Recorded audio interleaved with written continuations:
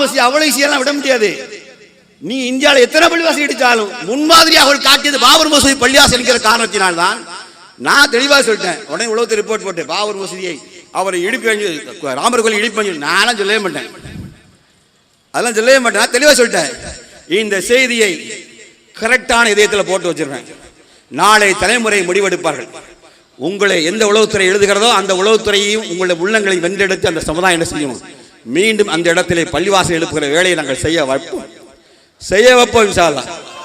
தெரிஞ்சுக்கிடுங்க, நாங்கள் கோழைகளும் இல்லை, புத்தியற்றவர்களும் அல்ல. இந்த சமூக இந்தியாவிலே எங்களை விட சமூக நல்லிணக்கத்தை பேணக்கூடிய எந்த ஒரு சமுதாயத்தை நீங்கள் பார்க்க முடியாது. உங்களுக்கு சொல்லுங்களேன், உளவுத்துறை அதிகாரிகள் உங்களிடத்திலே கேள்வி கேட்கிறேன்.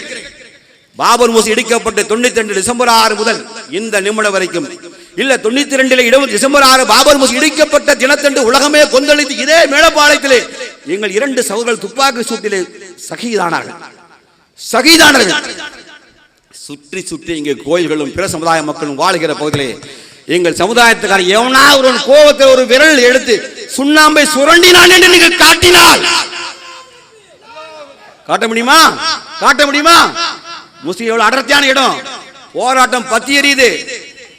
என்ன டாக்குமெண்ட் ஆபீஸ் ரெஜிஸ்ட்ரேஷன் தீ வச்சு கொளுத்திட்டான், பத்தி எரிஞ்சது.